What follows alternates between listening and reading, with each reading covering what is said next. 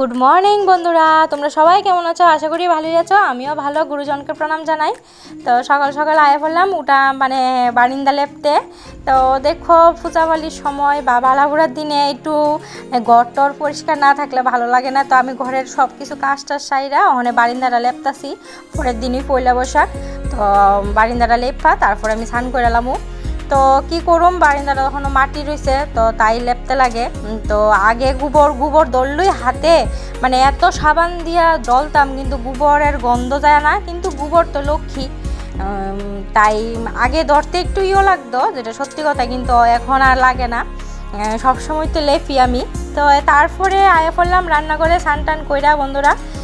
তা আমরা এমনিতে কোনো নিয়ম নাই, মানে আমার শ্বশুর বাড়ির দিকে কোনোই নিয়ম নাই। তোমার লাড়ু অনেকে আসে না, লাড়ু বান টান তুলে অনেকেই অনেক নিয়ম করে, কিন্তু আমরা মানে কোনো নিয়মই নাই।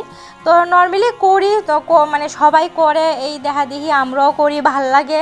তো আজকে পাচন এটারে পাচন কয় না, আমি যেটা সবজি রাঁধছি এটারে পাচন কয় না অ্যাকচুয়ালি, মানে এটারে নিরামিষ তরকারি ধান টান কইরাও দেখো এই অবস্থা, গাইমা একদম শেষ। আর দিদি বাইর করে বিভিন্ন নিকুতাও ছিল, আমি নমস্কার করাইছি, শুধু নমস্কার করাইছি, প্রসাদ লইছি না। তো চলো তোমরাও একটু দর্শন করাই দিব। আর এদিকে আমি একটু আগে একটু বাইক যাবে, ঠান্ডা হতে একটু আবার চুলাইতে দিব, আমি যেটা একটু বাইক যাই। আর এদিকে মোটর চলতেছে, এটা সাউন্ড আইতেছে জানি।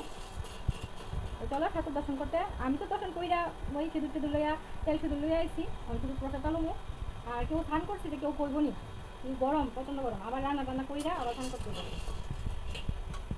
আমরার বাঙালিরার কোনো নিয়ম না থাকলেও অনেকের নিয়ম থাকে, অনেকের নিয়ম থাকে না, কিন্তু সব ফেস্টিভ্যাল কিন্তু আমরা পালন করুম, তাই না বন্ধুরা? একদম 12 মাসে 13 পার্বণ কয় না বাঙালিরার, এমন কি। তো এখানে আইছি প্রসাদ টসাদ লইতাম। তো এদিকে আমি মা প্রসাদ লইছি, তো দিদিভাইও প্রসাদ আমরা সামনেই লইছে, কিন্তু দিদিভাই রান্না করে গেছে, একটু তরকারিটা বয়ে এসে এটা লাড়াচাড়া করতেছে। আর তারা ভাই বোন এইদিকে মোবাইল দেখতেছে, আর আমি আর মা ওই গল্প করতেছি। তো গল্প করলে তো চলতো না, আমারও রান্না করতে হইব। দিদিভাই তো এদিকে রান্না করে লিতেছে, তো আমিও আয়া পড়ছি রান্না করতে। তো এইদিকে অনেক নিরামিষ তরক মানে পাচনটা পোয়ামু, পাচনই কই ভাল লাগে, কইতে ভাল লাগে, তাই এর লিগে এইটাই কইতেছি।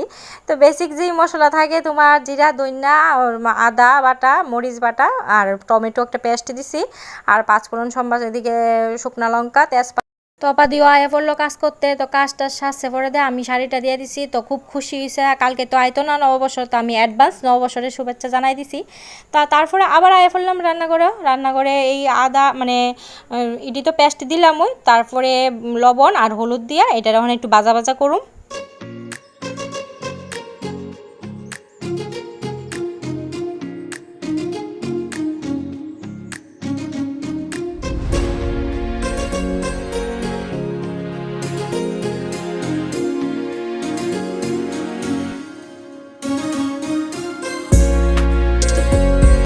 তো এমন গ্যাটের নিরামিষ তরকারি করলে তোমার অল্প একটু মরি আর একটা শুকনো লঙ্কা একটু টাইলা, তারপরে একটা গ্লাসই আমি সেট চালাইছি। এটা তো আর মিক্সচার মেশিনে হইতো না, আর এইটার লিগে আবার ফাটা ফালামু, এইটাও ভালো লাগতেছে না।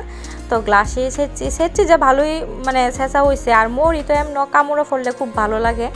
তারপরে লাস্টে আমি একটু গরম মশলা দিয়েছি, গরম মশলা দিয়ে নামাইলেছি। আর বেশি মানে একটু চিনিও দিছিলাম, চিনিটা দেখাইতাম ভুলে গেছি। তারপরে দুনো প্লেটে আমার লেগে আর আমার ছেলের লেগে একটু বাড়লাম, আর দিনের লেগে রাত্রের লেগে আলাদা আলাদা করলাম, কেড়ে নষ্ট যদি হয়ে জায়গা কন জানা তো যেই গরম পড়ছে। তো ঠিক আছে, আজকের জন্য এতটুকুই। ভালো লাগলে তো তোমরা কি করবা জানোই। তো সবাই সুস্থ থাকো, ভালো থাকো, নববর্ষর ভালো করে কাটাও, আবার কালকে দেখা করুম নববর্ষরে। তো টাটা, বাই বাই।